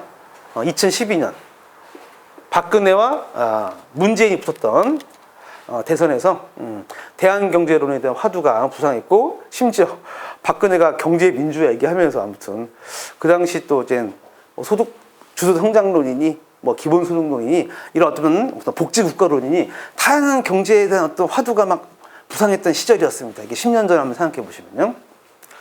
그래서 제가 스크랩만 해온 거예요. 박근혜가 바꿉니다. 경제민주화, 복지국가야, 죽었는가 살았는가, 2013년, 12년, 다 요만, 작년 10년 전쯤에 있었던, 또는 사회적 경제 얘기하고, 협동조합 얘기하고, 요게 이제 10년 전에 어떤 우리가 그 당시 신자유주의 금융위기를 겪으면서, 대중적으로 뭔가 지금 이대로는 안 돼. 뭔가 변화가 있어야 돼. 라고 하면서 이제 대중적인 어떤 논쟁들과 함께 이런 백가정면식의 이제 사회 개혁을 향한 이런 대중의 어떤 열망들이 막 이렇게 보였던 거죠. 또 정치의 계절도 오면서. 그때 또 큰 유명한 셀을 탄생 피케티 이런 사람들이 국제적으로 이제 인기를 끌면서 이제 소득 불평등 얘기가 되게 이제 전 세계적으로 화두가 됐고, 그다음에 보니까 피케티의 워낙 열풍 속에서 이 사람들 다 이제 보수주의 학자들인데 이 사람도 한마디씩 안 할 수 없으니까 피케티 불러다가 한번 뭐 세미나도 한번 하고 막 이랬거든요. 그래서 당시 뭐 나왔던 신문 기사들 스크랩한 겁니다. 뭐 쟨 이만큼 소득 불평등이 있다 해가지고 쟨 우리나라도 점점 이 생산성 증가만큼 임금이 오르지 않는 어떤 현상에 직면하게 됐다. 다 신문 스크랩했던 거죠. 모아놓은 건데, 그래서 2010년대 그리고 2000년 후반때 해가지고 요 시기 어쨌든 세계적으로 우리나라도 마찬가지고 뭔가 새로운 사회 열망을 대한 대중들의 이런 분노들이 모여지기 시작했다는 거죠. 저는 그거 좀 볼 필요가 있다는 생각이 들어요. 그때 항상 많이 했던 게 뭐 재벌 얘기 많이 했었죠. 재벌 자산이 이제 뭐 1,000조를 넘었다. 5대 재벌 자산들만 다 모아도 1,000조가 넘었는데, 이게 이제 국가 자산, 국가 전체 자산인데 그 중에서 정부 자산이 한 1,600조, 재벌들이 갖고 있는 게 한 1,000조가 넘는, 비금 3,400조. 개인 부분이 3,400 이렇게 나와 있는데요. 그래서 5대 재벌, 그러니까 삼성, SK 몇 개 해가지고 5개 모아둔 자산이 1,000조를 넘는. 그러면서 이런 거 갖고 이제 막 재벌 개혁 얘기도 막 나왔던 거죠. 부자 증세 얘기도 막 했던 거고. 그런 얘기들입니다. 그래서 이제 뭐 지금 이제 계속 되게 저게 전에 부채 성장에서 뭐 이 소득 성장을 하겠다 이런 얘기 막 하고, 이게 다 2013년 뭐 14년 이때 무렵에 있었던 얘기들입니다. 그러면서 이제 박근혜 뭐 이게 해가지고 비교하면서 신문 스크립 나온 거젠 둘이 뭐가 차이가 있느냐 해가지고 젠 이게 아무튼 10년 전에 있었던 어떤 그 기억들을 한번 다시 한번 회상하기 위해서 제가 쭉 한번 스크랩을 해놓은 건데요. 옛날 신문 스크랩을 한번 쭉 뒤적여서 이런 게 논쟁이 되면서 이제 사회적으로 뭔가 새로운 경제 대안에 대한 얘기들이 막 이제 점점 이제 가시화되고 이제 했던 겁니다. 참 안타까운 건 그렇게 해서 이 소득 성장도 했잖아요. 어쨌든 문재인 대통령 되고 나가지고. 근데 잠깐 초기 한 1, 2년 좀 하다가 지금 제가 올해 초부터 지금까지 소득 성장론 신문 기사를 나온 거 한 번도 못 본 것 같아요.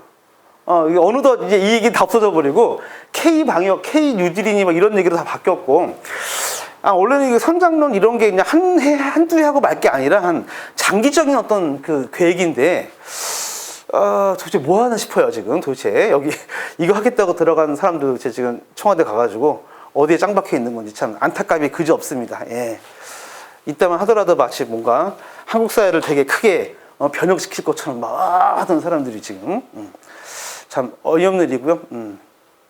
그래서 당시 나왔던 또 이런 거 최저임금 인상 얘기 나왔을 때 이제 뭐 청년 유니언 같은 데서 이제 이런 광고 막 내면서 그래서 최저임금 제도를 바꿔야 된다 이런 학부죠. 그래서 비정규직과 중소상인 보호를 시작한다. 그래서 뭐 당시 민주당 이런 의원들 나와가지고 도대체 이 인간은 지금 뭐 하고 있는지 모르겠어요. 예. 여기 다 있고 지금 한 자리 하고 있죠. 이 추미애 같은데 얼굴 봐서 아무튼 이런 사람 나와서 막 했는데 도대체 뭐 하고 있냐라는 겁니다. 예. 참 안타깝게 그지 없습니다. 예. 그래서 당시에도 새누리당 집권당도 그런 분위기를 어찌할 수 없으니까 다 나와서 한 번씩 하는 거예요. 당시 이제 뭐 이게 국회 정용 국회의장인가 아무튼 이름 기억 안 나는데 김무성 뭐 해가지고 알만한 다 그 새누리당 당시 정치인들이잖아요. 나와서 이제 한마디 하고 뭐 그래서 사회적 대타협이 어떠니 뭐 이런 얘기 하면서 이제 뭐 새롭게 가야 된다 이런 얘기 썰 풀고, 아무튼 이 새로운 경제 사회를 만들기 위한 노력들을 대중적 열망들이 막 모이는 거 어쨌든 정치인들이 어쨌든 뭔가 하긴 해야 되는 거니까 이런 얘기를 했던 겁니다. 그러면서 노사장 대타협 얘기했었고요. 안타까운 건 그저 너무 안타깝죠. 그냥 들러리만 쓰게 되면서 병풍 노릇만 하고 그냥 말아버린 이런 노사장 대타협. 이거 대타협이 아니라 그냥 끌려간 거죠. 그래서 이제 여기 앞에 보여드린 거는 지금 이제 10년 전에 이제 사회적인 어떤 그런 변화 속에서 대중들이 이제 더 이상 이렇게 하면 안 돼. 이렇게 가서는 이제 우리 사회가 제대로 갈 수가 없어라고 하면 이제 그런 어떤 열망들이 표출했는데, 그래서 어쨌든 지금 새로운 정부도 들어섰잖아요. 그리고 당시 이제 박근혜 정부 시절에 위기 관련 대응책을 통해서 이제 뭔가 조치를 취하기도 했었고, 그래서 이제 그러한 대중들의 요구에 대해서 이제 정치권들이 이제 이러한 위기 관리를 어떻게 했었는지를 잠깐 제가 지금 보고자 한 두세 가지만 얘기 드릴게요. 가장 제가 기억에 남는 거는 2015년에 흔히 초이노믹슨이 뭐냐면서 했던 거고, 가계소득 증대 해제 3대 패키지 해가지고 가계소득에 대해서 늘려야겠다 해서 근로소득 세제 완화시켜주고 뭐 배당도 늘리고 이런 거 뭐, 그래서 기업의 소득도 이제 환류시켜서 뭐 해주고 이런 얘기만 했는데, 사실 세금 갖고 뭐 까짝까짝 거리는 거는 사실 제가 보기에는 큰 효과 없어요. 요거 그냥 미미한 거고, 본격적으로 정부가 대대적인 어떤 투자를 해야 되는데 그런 거 안 하려니까 안 하고 그냥 신자유주의 어떤 그런 관념 속에서 그냥 세금 갖고 뭔가 하는 게 되게 감세 정책 위주의 어떤 그 가계소득 증대 세제 3대 패키지라는 게 그냥 그 엄발의 오줌 누기 수준에 불과했던 거죠. 그의 반면에 요건 좀 우리가 의외로 많이 사람들이 모르는 건데, 한국은행이요 당시 2015년에 MBS 즉 주택담보증권을 매입을 하는데, 요거 어떤 시스템이냐면 한국은행에 출자해가지고 주택금융공사에다가 MBS를 발행하게끔 해요. 그럼 그 MBS를 시드머니 한 걸 갖고 이제 돈을 모으고, 그게 금융회사들이 이제 매입을 하는데 다시 그걸 또 한국 또 사줘요. 돈이 돌고 도는 거죠. 그러면서 이제 그렇게 해서 돈은 이 주택금융시장에서 이 돈을 갖고 주택시장을 부양하는, 박근혜판, 한국판 양적 완화다 했는데 결국엔 그 양적 완화 해가지고 어디에다 지금 투자한 거냐? 주택 부양했던 겁니다. 그래서 2015년 그때 이제 박근혜 정부 시절에, 그때 워낙 이제 이명박 때부터 해서 이제 그 금융위기 여파로 뭐 집값이 막 떨어지고 하다가서 이제 주택시장이 이제 불안하니까 대대적으로 이제 한국은행까지 동원해가지고 실제 부동산 시장 불안했어요. 이때 한 90조, 한 100조 정도 이르는 MBS 시장을 활성화하는 정책까지 맞닿게 되면서, 그러니까 한국은행, 우리나라는 뭐 양적 완화 안 했다, 전혀 아니 했어요, 했습니다. 이런 식의 방법을 통해서 했는데, 이런 돈들이 서민들의 호주머니에 들어간 게 아니라 주택시장 부양하는 데 들어갔다는 거죠.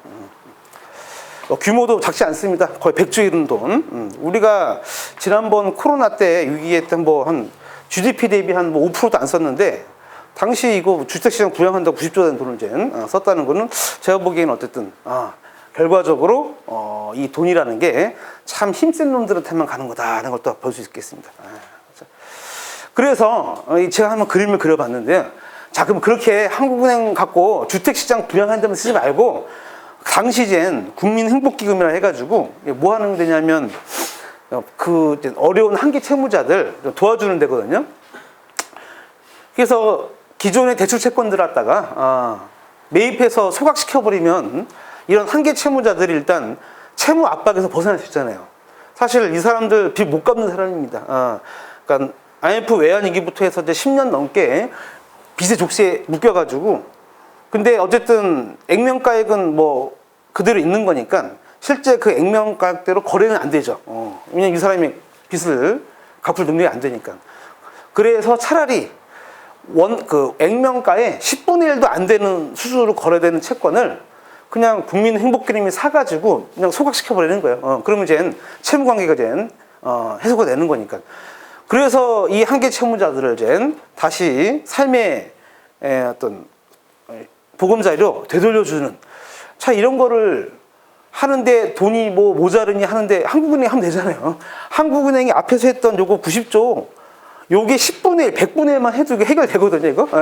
이걸 안 해놓고, 뭐 이거 하면 이제 도덕적 해이가 일어난다는 등, 그러면서 무슨 뭐 MBS 90조만 돈을 쓰고 있어요. 이게 말이 안 되는 일이잖아요. 이게 이렇게 우리가 모르는 일들이 이제 벌어졌는데, 그래서 이제 당시에도 이제 이일형이라고 하는 대외 경제연구원장, 이런 사람들이 어쨌든 이 가계부채 문제를 좀 해결하기 위해서 한국은행의 발권력을 좀 동원하자. 조금만 동원을 하면 좀 해결할 수 있겠다.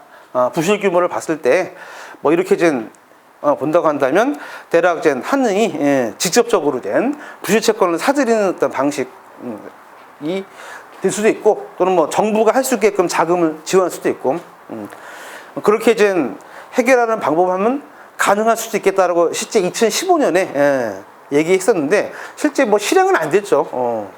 뭐 이런 얘기 나오면 또 이제 뭐 도덕적 해인이 이런 얘기 맨날 비판하니까. 근데 이런 얘기를 무슨 뭐 운동권 집단에서 한 얘기가 아니라 대외경제연구원장, 주류에 있는 사람이 얘기한 거예요. 그러니까 주류에 있는 사람들도 그 사태를 해결하기 위해서는 이렇게 한국은행의 힘을 좀 동원해야 될 것 같은데라는 생각을 하는 겁니다. 그래서 한국판 양정화다라는 게 사실 그 돈을 누구한테 쓰냐가 문제인 거지, 그 액수가 얼마냐는 중요한 게 아니죠. 일단 사람이 살고 봐야 되는 거니까. 예. 자, 그래서 이렇게 손실의 사회와 흔히 얘기해서 정부의 발권력 같은 걸 동원해서 뭐 하고 하는 거에 대해서 항상 정가의 보도처럼 항상 나오는 얘기가 이런 사람들, 정규제 같은 인간들이 나와가지고 국가 부채가 뭐 어떻고 저쩌니 뭐 도덕적 해이가 어떠고 이런 얘기 항상 하잖아요. 조선일보 같은 데 보면 항상 뭐 국민 1인당 나랏빚 이자가 얼만데 뭐 이게 증가하고 있고 뭐. 그래서 당시 2008년 금융위기 이후에 뭐 로저스 같은 이런 투자의 규제가 일컬어지는 사람들이 뭐 중국보다 더한 사회주의다 뭐 이런 식의 그래서 부자리란 사회주의를 비꼬는 말로 막 썼는데, 사실 이런 어떤 보수주의자들의 어떤 비판, 손실의 사회에 대한 비판이 우리가 잘 봐야 될 거는, 여기에 우리가 그래 이런 돈들 써가지고 기업들 다 이렇게 해주고 서민들한테는 안 해주고 여기까지만 하고 끝내면 안 됩니다. 왜냐? 그러니까 손실의 사회에 대해서 보수주의자들의 비판을 그냥 그렇게만 문자적으로만 이해를 하면, 근데 이게 좀 아이러니한 거는 정작 그러면 손실의 사회에서 이 보수주의자들의 이런 개인적 책임론은 사실 심각한 위기 국면 상황에서 뒤로 물러납니다. 예를 들어서 IMF 금융이 터지거나 2008년 금융이 터졌을 때 이런 개인 책임론은 잠시 물러났다가 일단 뭐 지원해야 돼, 기업 살려야 돼 하면서 돈 어마어마하게 쏟아붓고 난 다음에 그 다음에 위기를 진정시키고 난 다음부터는 그 손실의 책임을 두고 그걸 차등적으로 매기는 과정에서 슬그머니 등장하는 거죠. 그래서 되게 어찌 보면 되게 그 양가적인 거죠. 한 입으로 두 말 하는. 그래서 한 면만 보고 우리가 여기에 동조할 수 없다.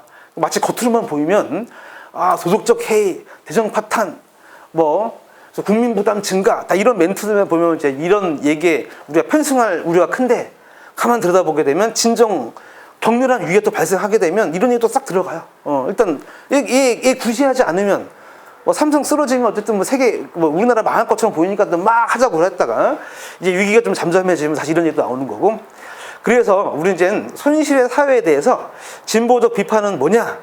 그냥 이 손실 사회에 대한 비판이 끝나는 것이 아니라, 그런 손실의 사회화를 통해서 위기를 진정시키고 관리했으면 이익을 나누자. 그래서 이익의 사유화가 아닌 이익도 사회화시키자. 손실도 사회화했으니까 이익도 사회화시키는 게 어떠냐라고 더 적극적으로 얘기해야 되는 거죠. 손실의 사회에서 끝나면 안 된다는 얘기입니다. 이게 끝나버리게 되면 맨날 대마불사 얘기 나오면서 결국에는 힘 있는 놈들만 그거 다 얻어가고, 우리 같은 사람들은 또 이런 얘기 속에서 호주머니에 들어온 것도 아무것도 없이. 그래서 저는 강조하는 게 손실을 사회했으니까 그로부터 발생하는 이익도 사회할 수 있지 않겠냐, 이렇게 적극적으로 더 얘기를 해야 되는 거고, 그게 저는 올바른 비판의 생각이 들어요. 이 얘기를 왜 하냐면, 최근에 보니까 어떤 사회단체들은 이런 얘기에 막 동조하더라고요. 뭐 정부가 좀 돈 쓴다고 하니까 뭐 도덕적 해이가 어떠니 무슨 뭐 재정 파탄 얘기하면서, 제가 실명은 거론 안 하겠는데 사땡땡 하는 기업이 단체가 이 얘기 하는 거 보니까 좀 약간 좀 제가 화가 나가지고, 그래서 약간 좀 제가 좀 흥분을 좀 했습니다. 여기 이 대목에서. 그러니까 이게 신자유주의자들과 공명하면서 주장을 같이 하면 어떻게 해요? 뭔가 더 진일보한 얘기를 해야 되는 게 진보적인 어떤 운동단체의 어떤 입장이어야 되는데, 여기에 또 같이 함몰해가지고 짝짝꿍 돼가지고 제가 보기에는 좀 잘못된 걸로 가는 것 같아가지고, 우리가 그렇게 되면 안 되겠다. 그래서 저는 이익도 사회하자라고 좀 적극적으로 얘기를 하고 싶습니다. 자, 이 말씀을 왜 드리냐? 앞으로 우리가 또 정치의 기질이 왔잖아요. 이제 오늘 또 서울시장 부산시장 뽑고 나면 오늘 내일부터 이제 내년까지 이제 대선 시즌이 시작되는 건데 또 이제 이런 정치의 계절이 오는 상황에서 앞으로의 또 우리 사회에 대한 또 얘기를 막 또 백가쟁명식의 얘기가 될 겁니다. 이때 이제 우리가 이런 보수주의자들의 어떤 관점에서 우리가 함몰되지 말고 한 발짝 더 나가서 이익도 사회화할 수 있는 이런 관점으로 더 확대시키자라고 제가 지금 강조하고 싶은 겁니다. 그래서 손실의 사회와 쌍을 이루는 이익의 사회화, 손실의 사회와 이익의 사회화. 멋있지 않습니까? 쌍을 이루면서 제가 또 지어낸 말입니다. 이익의 사회화. 그럴싸해 보이죠, 이익 사회화. 그래서 이익을 사유하지 않고 사유화시키자라는 얘기예요. 실제 이게 한 가지 예를 들어주기 위해서 그냥 제가 보여드린 건데 2010년에 그리스 한번 위기 크게 터졌잖아요. 막 그러면서 이제 피그스라고 하는 말도 막 이게 피그스가 이제 포르투갈, 아일랜드, 이탈리아, 그리스, 스페인 해가지고 남유럽 국가들 그래서 이제 놀고 먹는 돼지라는 어떤 별명을 붙였는데 되게 이런 걸 만들면 안 되죠. 언론들이 피그스. 이 진짜 그러면 그 나라 5개 국가 나라 국민들은 다 놀고 먹는 그런 돼지들은 이게 얼마나 치욕적인 얘기입니까? 이런 걸 버젓이 썼던 얘기예요. 내가 보기엔 이건 정말 언론들이 하면 안 되는 건데 갖다 베껴 쓰고 막 그래서 2010년에 이렇게 이런 일이 있었는데 불과 2년 뒤에 2012년에 유럽의 채무위기가 이제 확대되니까 유럽 중앙은행 총재가 유로존을 살리기 위해서는 뭐든지 하겠다는 유명한 말을 하면서 당시 그리스 구제금융의 10배에 달하는 1조 유로의 대출 자금을 1%의 초금리로 별다른 조건 없이 제공했어요. 사실 이 얘기는 뭐냐. 이미 2년 전에 그리스 도와줄 때 이때 투여했던 돈의 10분의 1만 있었으면 그리스들 어쨌든 도와줄 수 있었는데 이거 안 했거든요. 그러면서 그리스 말려 죽이려고. 근데 그거의 10배가 되는 10배가 넘는 돈을 갖다가 아무 조건 없이 공급했다. 이게 너무 좀 어이없지 않습니까? 아니 뭐 그리스 국민들 아니에요? 사람도 아니에요?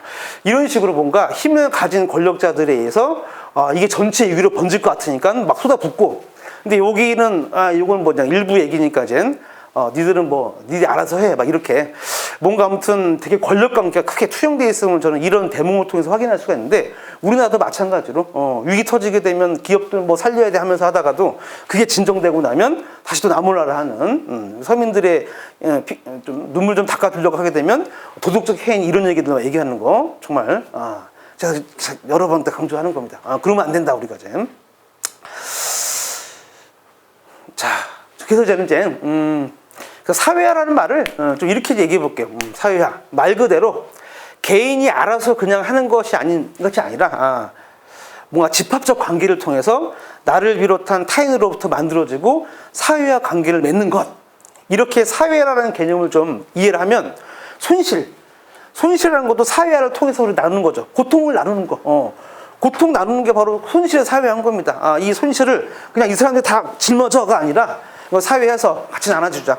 그러면 그렇게 손실의 사회를 했으면 이익도 같이 나누자라는 겁니다. 그래서 손실의 사회와 이익의 사회와 같이 가야 한다는 얘기죠. 그래서 사회라는 개념은 우리는 좀 이런 개념으로 좀 이해를 해서 앞으로 펼쳐질 정치의 계절에 우리가 좀 새로운 얘기를 할 수 있는 어떤 중요한 화두를 제공해 주지 않을까라는 생각을 좀 하고요. 그래서 이 얘기를 다시 한번 돌아가면 처음에 제가 이 얘기하면서 돈이 만들어지는 과정이라는 게 여기는 미래의 조세에 의해서 미래에 걷어들일 세금에 의해서 만들어진다 하면서 이제 과연 이 미래 세금의 정체가 뭐냐라고 이제 얘기했었지 않습니까? 얘는 아직 안 만들어진 거죠. 이러한 관계를 통해서 뭔가 생산활동에 뭐가 돈이 들어가고 사람들이 일을 하고 해가지고 만들어지는 거에 일부가 이제 세금으로 거치는 건데 즉 그렇게 실현이 되기 위해서는 이제 뭐가 필요하냐면 그 시스템과 그 사회를 유지시켜 줄 수 있는 어떤 공동체의 힘이라는 게 필요한 거잖아요. 근데 그 공동체의 힘은 어디서 나오는 겁니까? 바로 권력자들의 힘이 아니라 그 사회를 구성하고 있는 구성원들의 관계 속에서 만들어진다. 즉 이 사회를 구성하고 있는 사람들이 이러한 국가 시스템을 지탱하고 있는 가장 중요한 원천이라는 얘기예요. 그런 사람들이 일을 하고 경제활동을 해야 그 시스템으로 세금 화폐체가 굴러가는 거니까. 우리가 만약에 일 안 하고 다 집에만 있고 이제 뭐 더 이상 세상과 하직하고 이런 마음으로 이제 다 있다고 한다면 그냥 사회는 무너지는 거죠. 이런 시스템은 다 이제 무너지는 거니까. 그래서 이런 화폐체 시스템 마치 화폐라 돈이라는 게 되게 겉으로 보면 되게 지극히 개인적인 어떤 소유물처럼 보이지만 돈이라는 거는 인간이 만들어낸 거고 가장 공공적인 재화다라는 걸 말씀드리고 싶습니다. 화폐야말로 가장 공공적인 대표적인 재화고, 하지만 그 소유 형태가 매우 극단적으로 개인의 소유에 의해서 지금 관리되고 있는데 되게 아이러니한 거죠. 그래서 위기가 터질 때는 다 고통분담하다고 했다가 위기가 잠시 끝나면 또 이러지 말고 손실의 사회화와 이익의 사회를 같이 할 수 있는 이런 개념을 제가 말씀드리는 거는, 우리가 지금 맞닥뜨리고 있는 이런 화폐 시스템 자체가 이미 다 사회에 대한 시스템이에요. 여기서 어느 한 개인이 하는 거 아니지 않습니까? 그래서 모든 화폐 공동체 구성원들이 이런 시스템을 만들어가는 어떤 씨앗이 되고 기둥이 되는 거니까 우리 자신이 바로 이런 시스템의 가장 중요한 어떤 주체로서 요구할 수 있는 거죠. 국가에 요구할 수 있는 거죠. 그래, 나한테 돈을 다오. 나한테 돈을 달라는 게 나로부터 만들어진 돈에 대해서 권리를 주장하는 겁니다. 그러니까 국가 재정이 모자른데 뭐 이런 얘기에 대해서 우리는 쪼들릴 필요 없는 거예요. 소극적으로 얘기할 수 있는 겁니다. 아, 왜?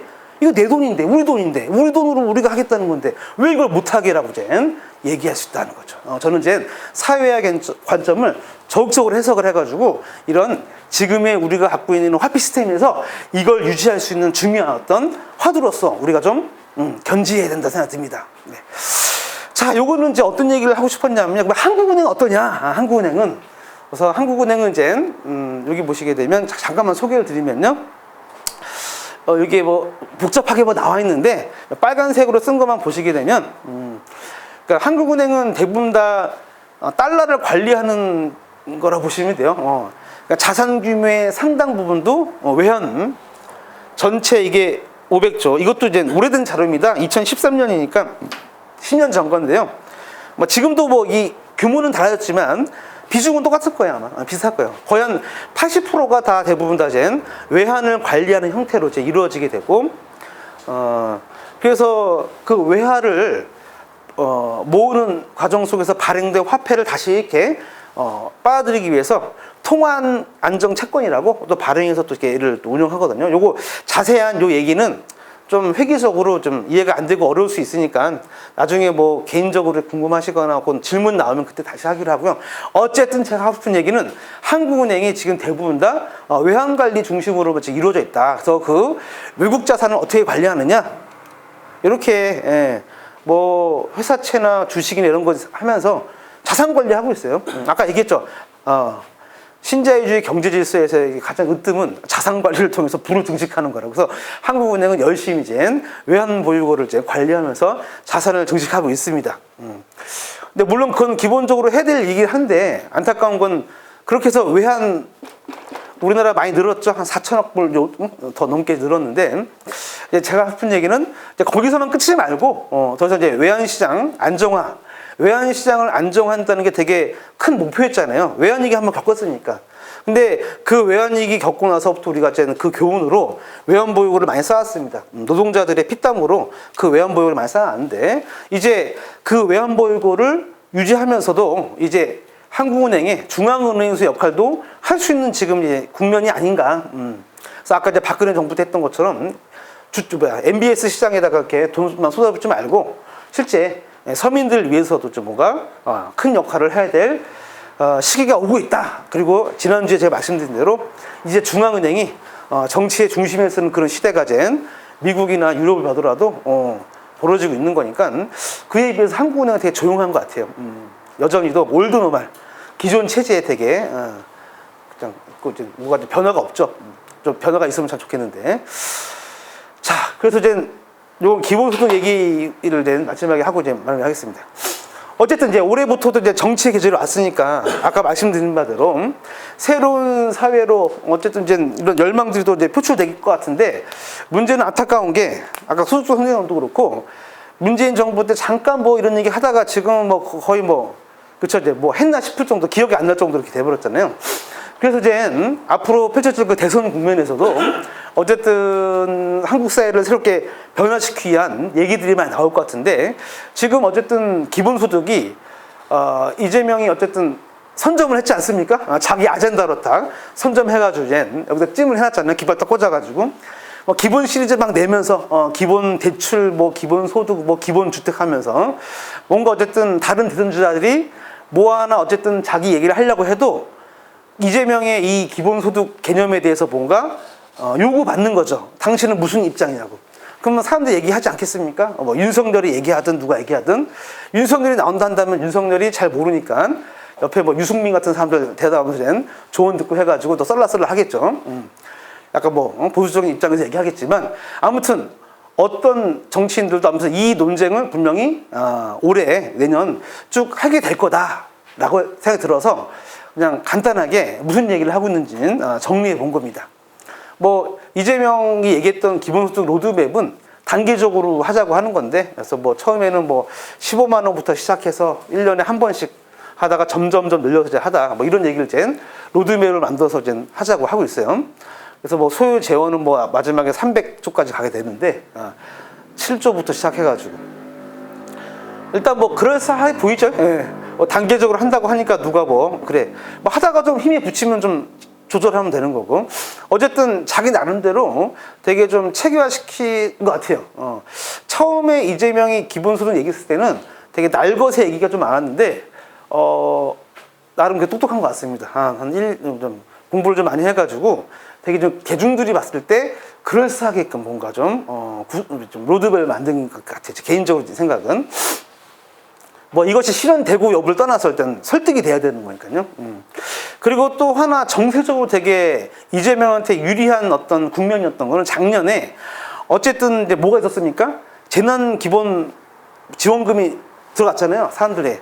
그래서 가구당 한 70만 원, 100만 원 4인 가구 해가지고 그래서 그 돈 갖고 실제 대중들이 마트나 이런 편의점 같은 데서 썼다고요. 그러면서 뭔가 돈이 돌아가는 효과를 봤습니다. 그러니까 대중적으로 뭔가 이렇게 돈을 쓰는 거에 대해서 큰 무리가 없다는 걸 피부로 느꼈기 때문에 제가 보기엔 그래서 이재명이 어쨌든 되게 정세적으로 유리한 국면에 쓴 거죠. 물론 윤석열이라는 큰 대항마가 나오게 생겼지만 어쨌든 지금까지 국면을 놓고 본다면 되게 작년에 그런 재난 기본소득 논쟁 그리고 기본소득에 대한 어떤 선점 이런 걸 통해서 일단 대선 주자로서 이런 얘기를 쭉 시작했었고 대중적으로 일단 호응을 받으면서 이제 대선 지지도가 올라갔다는 생각이 듭니다. 그래서 이제 요걸 이제 분류를 해보면 그 오건호 같은 분들이 뭐 경향신문 이 사람은 약간 기본소득 이제 비판하는 사람 입장인데 뭐 이렇게 이제 좀 해줬다고요. 기본소득도 종류가 있는데 뭐 완전 기본소득 진짜 말 그대로 다 주는 충분한 양을 다 주는 완전 기본소득 이상가 같은 그런 형태 또는 범주형 기본소득 다는 아니지만 뭐 특정 계층에 대해서 아동이든 뭐 청년이든 그래서 청년 기본소득 뭐 농민 이런 식으로 이제 또는 사회 부조형 기본소득 뭐 실업급여나 수급자들 대상으로 또는 소액 기본소득 다는 못 주니까 그냥 소액으로 한 5만 원이나 한 10만 원 정도 이렇게 그렇게 이제 범주를 나눠봤는데 뭐 이거에 대한 뭐 개인의 평가들을 이렇게 해놓은 거예요. 물론 첫 번째 완전 기본소득 하면 좋겠지만 이게 재정이 충분하겠냐 이런 얘기고 다음에 범주형 기본소득 같은 경우야 어차피 지금 뭐 아동수당 같은 거 다 이미 하고 있는 거 아니냐 기초연금 같은 거 그래서 이미 지금 사회수당 개념으로 시행하고 있으니까 뭐 범주형 기본소득 말만 바꿨을 뿐이지 기존의 수당 정책이랑 별 차이가 없다. 그런 얘기고. 다음에 뭐 사회부조형 기본소득은 뭐 보편적이지 않다 했는데 아무튼 이 개인의 판단인 거고요. 아무튼 이렇게 이제 여러 가지 기본소득으로 이제 나눠볼 수가 있는데 물론 이제 이재명도 당연히 이걸 알죠. 그렇기 때문에 아까 말 단계별로 하겠다는 얘기를 했던 것도 이 중에 몇 개 섞어서 소액부터 시작해가지고 그렇다고 이 기본소득 한다고 다른 복지를 줄이는 건 아니고 이런 범주형 기본소득 같이 이런 수당들은 또 계속 진행을 하고 이런 얘기를 하거든요. 그러니까 어찌 보면은 이런 범주형 기본소득 또는 소액 기본소득이 다 혼용된 구조 형태 즉 기본소득이냐 복지국가냐라는 대립이 아니라 복지국가론에서 얘기하는 얘기과 기본소득에서 얘기하는 얘기가 그냥 섞여진 혼종된 형태로 실제 정책은 만들어질 것 같아요. 만약에 실제 된다고 하더라도 어느 한쪽 all or nothing 이거 아니면 이거가 아닌 거죠.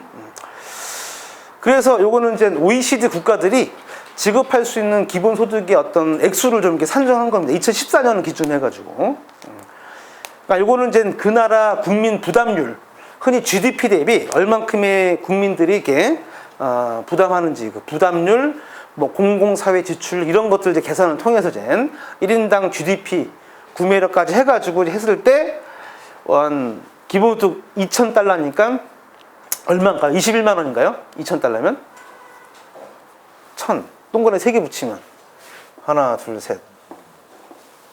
210만 원인가요? 어떻게 된 거지? 산수가 안 되죠. 1,000달러가 얼마인가요? 1,000달러가 100만 원이죠. 맞아. 100만 원. 아마 210만 원죠. 이 정도. 그래서 이제 미국은 한 600만 원, 뭐 영국은 500만 원 이런 식으로 이제 산출한 건데, 자, 이거야 뭐 이제 앞으로 제도를 어떻게 설계에 따라 달라지는 거니까, 일단 2014년 기준으로 이제 이게 이제 그 OECD 자료 갖고 이제 산출된 기준만 놓고 본다면 이 정도 액수 이제 얘기를 한다고 합니다. 근데 이게 지금 제가 봤을 때는 월이 아니겠죠? 한 달에 200만 원은 너무 많은 것 같은데, 연이겠죠, 1년. 그렇죠, 1년일 것 같습니다. 한 달로 보면 좀 이상하고, 그래서 1년에 한 200만 원 정도. 그러니까 한 달에 대략 한 20만 원 남짓 정도 된다고 보시면 될 것 같아요. 자, 근데 이제 이렇게 이제 설왕설래하는 이제 논쟁들이 있는데, 그래서 제가 이제 몇 가지 기본 원칙을 좀 제시해 보면, 일단 어쨌든 원칙은 필요한 어떤 현금이든 뭐 서비스든 필요한 이들에게는 모두 가야겠다. 필요하니까요. 근데 필요해서 지금 힘든데 줘야 될 거 아니겠습니까? 그래서 저는 현재 한국의 재정 지출 상황에서 본다면 일단 확대는 불가피하다. 그것이 현금적 형태로 하든 뭐 부자 증세를 하든 뭐 세금을 더 걷어서 하든 뭐 아무튼 뭐 국채 발행을 통해서 하든 어쨌든 전체 규모에서의 액수는 늘어나는 게 당연히 될 수밖에 없다. 근데 문제는 이 액수를 늘리는 방식을 어떻게 할 거냐고 이제 뭐 갈등이 있는 거죠.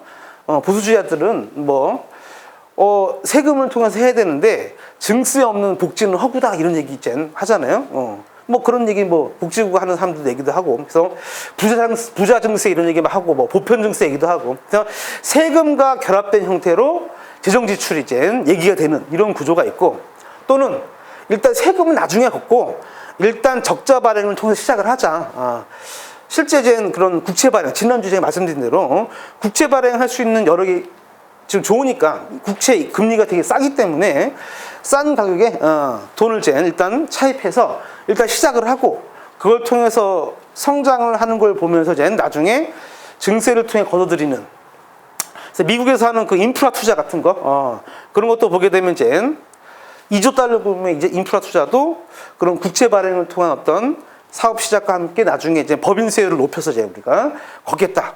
그러니 이제 부자 증세 같은 걸 하겠다라고 하는데, 어쨌든 이 재정 지출 문제가 세금 문제랑 결합이 되면서 어떤 방식을 취할지, 또는 이것이 혼종된 형태를 취한다 했을 때 어디에 더 방점을 찍을지 갖고 이제 앞으로 논쟁과 갈등이 벌어질 것 같아요.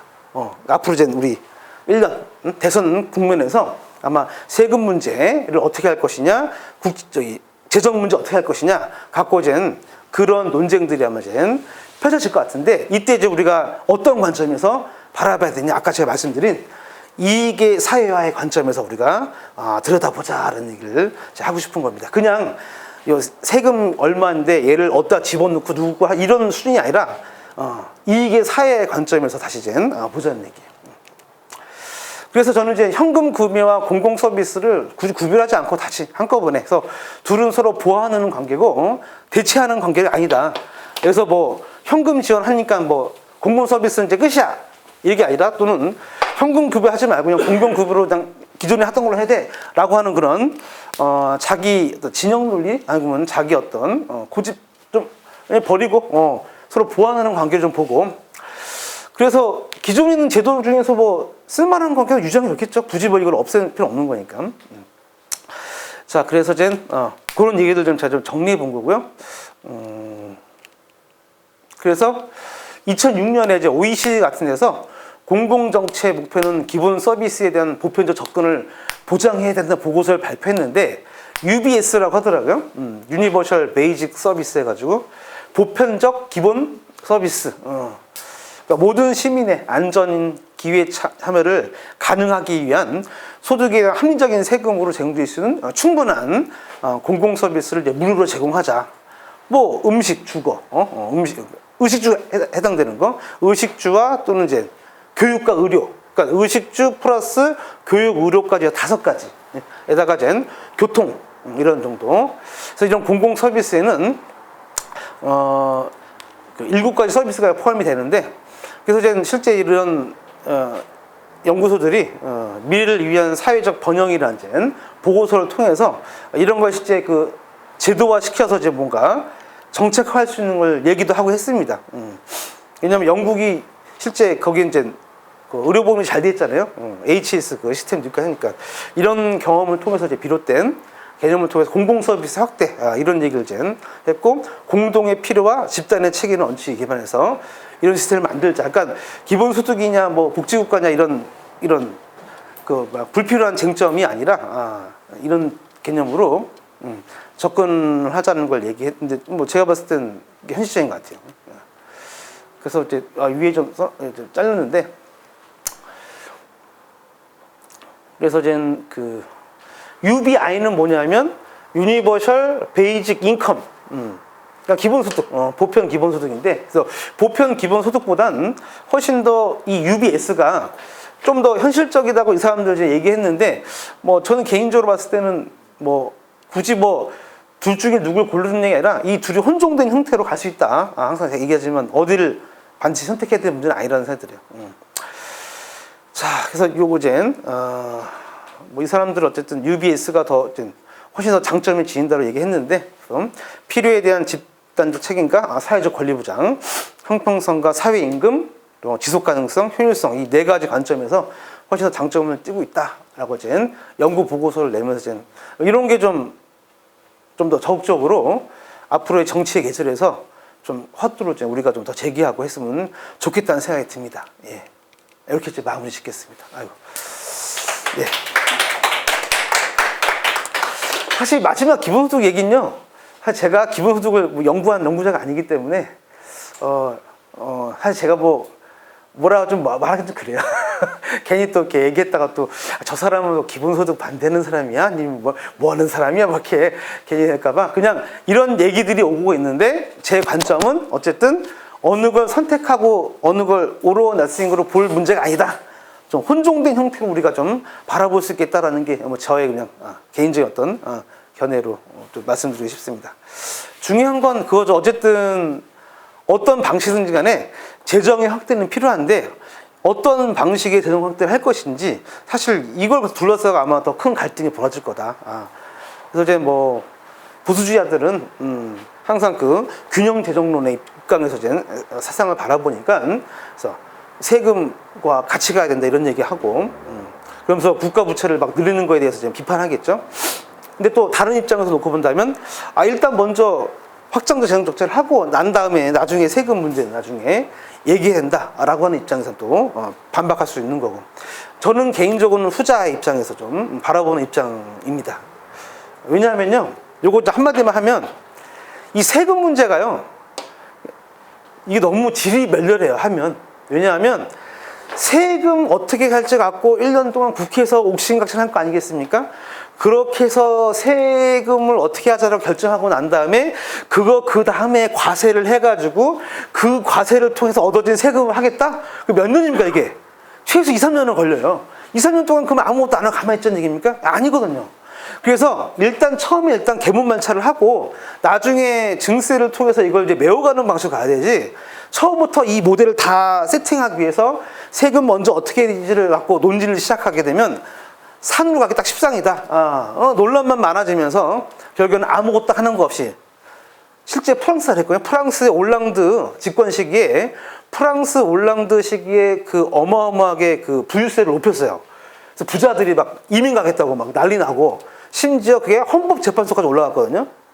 근데 그게 부결됐습니다. 헌법재판소 올라가가지고 이거 사유재산 침해 이런 걸로 해가지고, 그러니까 올랑드 정부가 아무튼 뭐 부자 증세 이런 거 해가지고 막 인기 해가지고 막 집권해서 했는데 결국 닥쳤던 게 지붕 쳐다보는 꼴처럼 돼가지고 올랑드의 이 마지막 정권의 비참한 말로 거의 사상 최악의 그 최저할 지지율을 받으면서 그냥 끝나버렸거든요.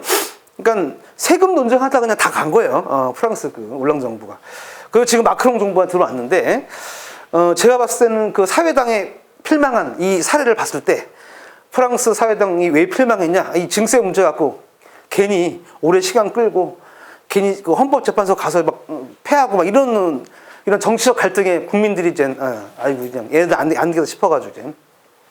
그래서 이도저도 아닌 그런, 형태가 돼버렸는데, 그래서 저는 이제 우려스러운 거는 세금 문제에 너무 우리가 집착하게 되게 되면 실제 해야 될 걸 못한 채 그냥 시간만 낭비한 채 갈 수 있다. 그래서 어쨌든 저는 후자 입장에서 적극적 재정 정책을 먼저 펼치고 부자 증세나 이런 보편 증세는 나중에 어쨌든 뭔가 법률적으로 해가지고 그걸 메워야 되는 거지.